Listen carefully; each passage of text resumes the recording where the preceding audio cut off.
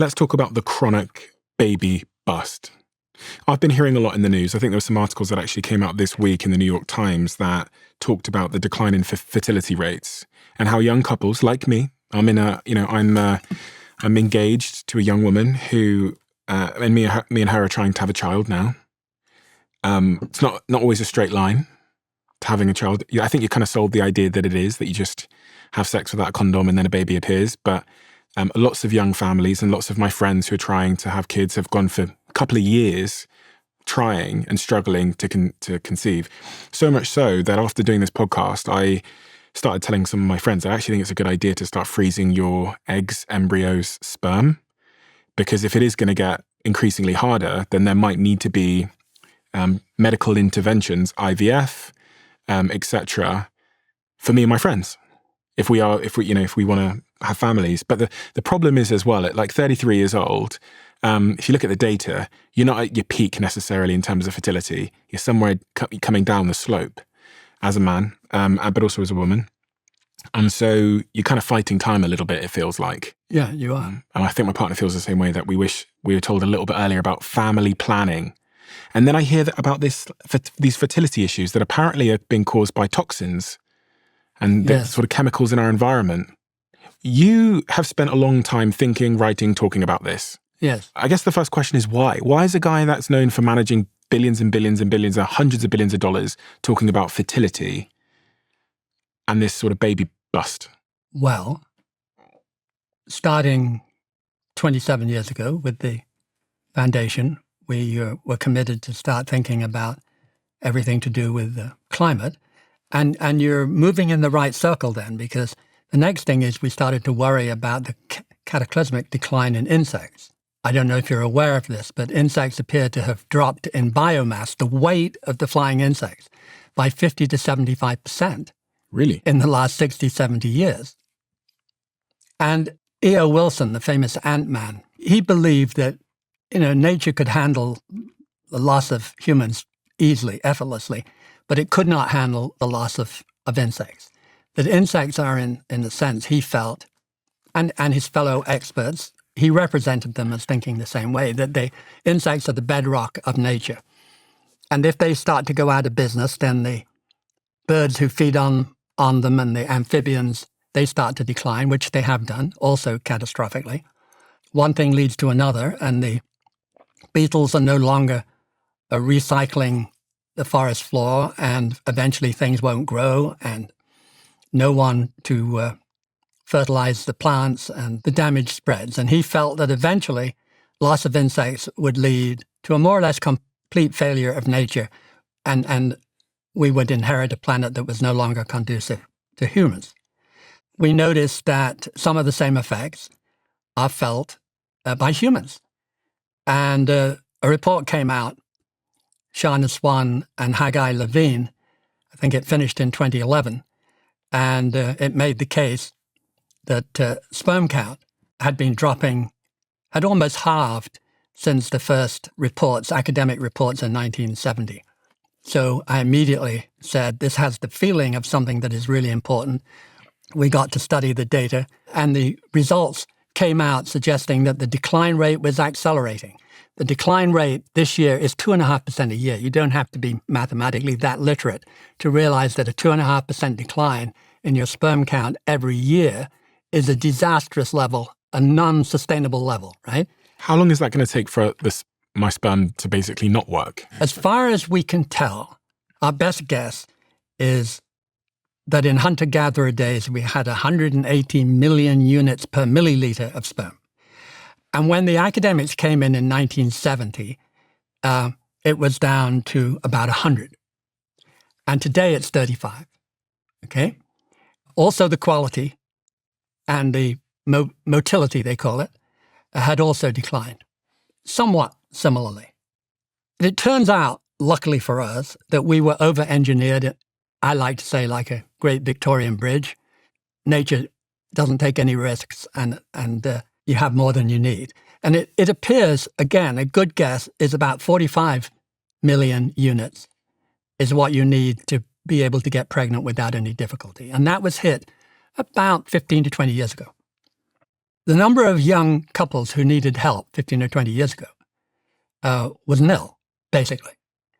And for this reason, that none of them had a chronic lack of sperm count in round numbers. And now the World Health says it's about 17%. Okay, 17% of young couples could use some help today, which means that instead of just trying for a week or 2 or 3 or 4 or 5 or 6, you're trying for months and months. And everybody knows people now who fall in that category, which is exactly what you would expect if you've gone from 0 to 17%. But this is the killer. Shana Swan and my colleague and I kind of thought about this thing separately and independently, and we worked out, doesn't take a great brain, that in 20 to 25 years, the average young couple will need help. I mean, this is tomorrow.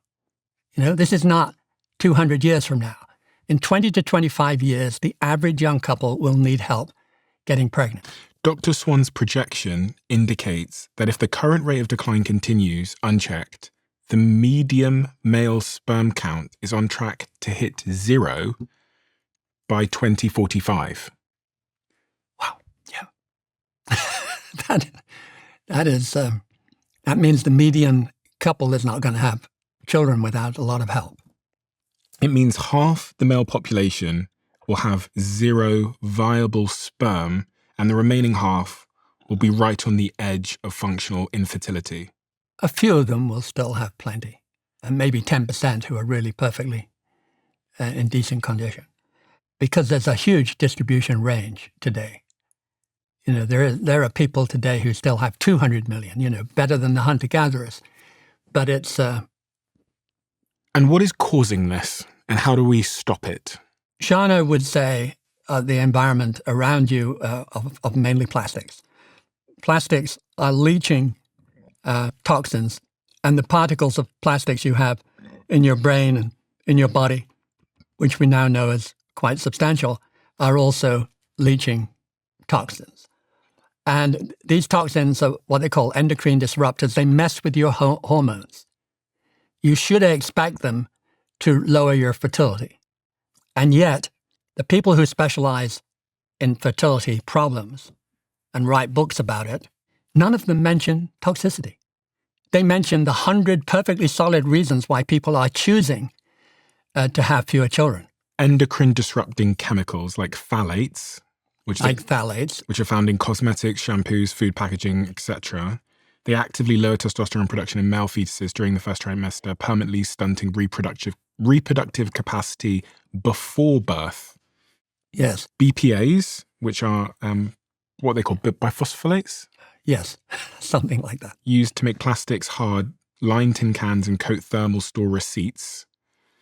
They are synthetic estrogens. They flood the male body with female hormone signals, crashing sperm count and motility. PFAs, forever chemicals used in non-stick pans, Teflons, waterproof rain jackets, and stain-resistant carpets. They break down in nature, accumulate in human blood, and are directly linked to lower sperm volume.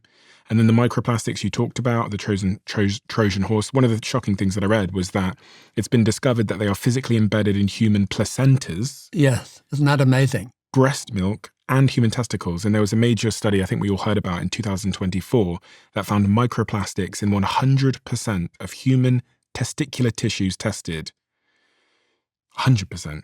And lastly, biological stresses. So me and you being sat down on these chairs heats our testicles to a point where the sperms die. Heated car seats, hot laptops, they actively cook the sperm. And lastly, obesity. Yes.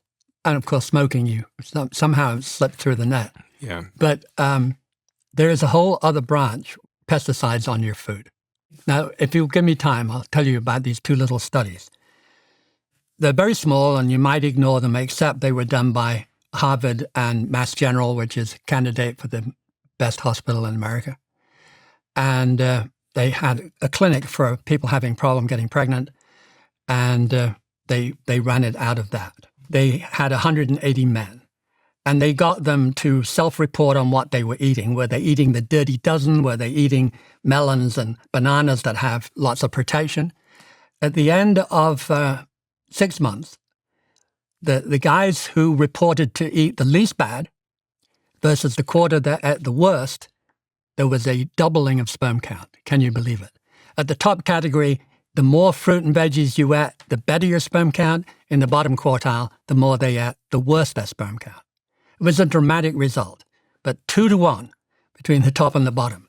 And then 2 years later, they did a very similar study with women who were having trouble.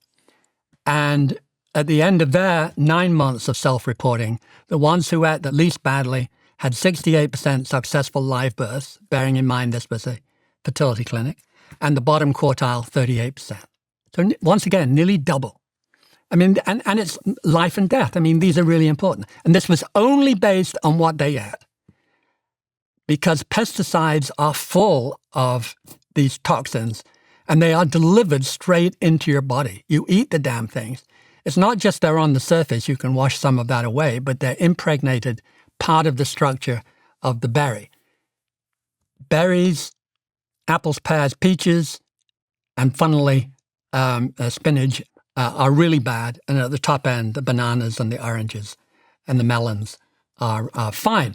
So if you eat these damn things, they're designed to kill our cousins, the insects and the weeds and the funguses. Why would you expect them not to do a terrible job on humans? And we stuff them in our system. And the fetus, it turns out, is 100 to 1,000 times more vulnerable than we are out in the world. For example, if your mother smokes, it's going to do about the same damage as if you smoke for the rest of your life. Wow. And you think about what the fetus is plugged into the system and how it's forming everything. It doesn't seem the most unreasonable thing that it would be much more sensitive. And there are people out there fussing quite reasonably about the first 1,000 days of life. But actually, that is nothing like as important as the 270 days in the womb. Atrazine. Have you heard of atrazine? Yes, I have. Atrazine, referred to as the chemical castrator. It is the second most widely used herbicide in the United States, sprayed heavily on things like corn and sugar canes.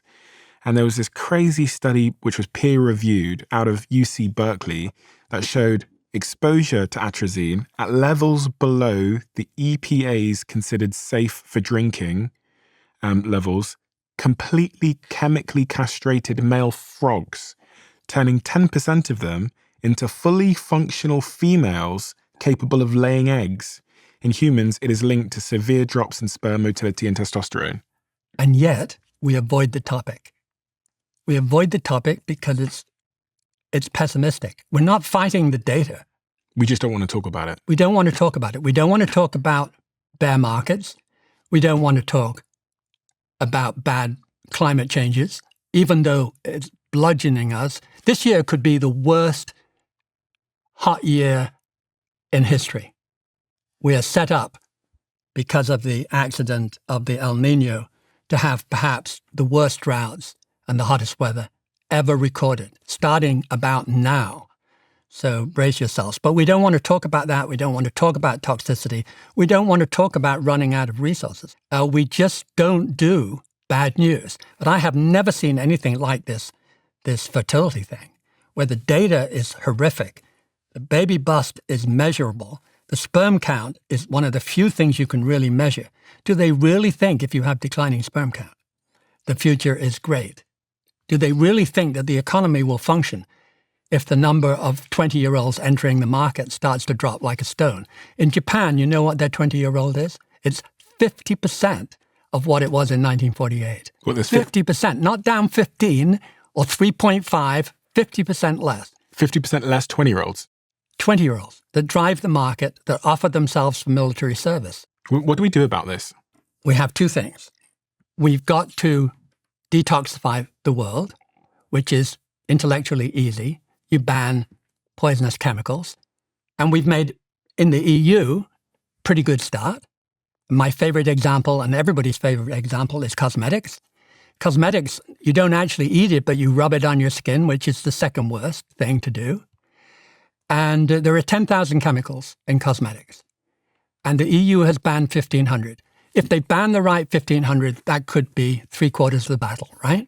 Canada's banned 550, and the US has banned 12. I am not kidding you. So The good thing about toxicity is it is regional. If one country, if Denmark or the EU or the UK wants to look after its chemicals, they will live longer and have better health. If the US wants to put their corporations first, they will have shorter lives. Do you know the life expectancy difference between the US and Sweden has gone from 2 years to 6 years in the last 70 years? I wrote in my quarterly letter, my estate would be willing to bet you that in 50 years, it'll be 8 or 10. I don't quite think people in the United States realize the difference in the products they consume here versus other parts of the world. And, No, absolutely not. Brits fly over here, and actually we had my barber, my barber Damon, and he flew over here to give me a haircut last week. He said, oh gosh, I don't feel good. He said, I went and got some food here and I really just don't feel good. And he says, every time I come over here, I don't feel good. And me and my team, we used to fly over here before I moved here for a couple of weeks a year to film this show. And whenever we'd fly back, not only would I be much fatter, but we'd all feel a little bit more like sluggish, is the way I'd describe it, from eating the food here.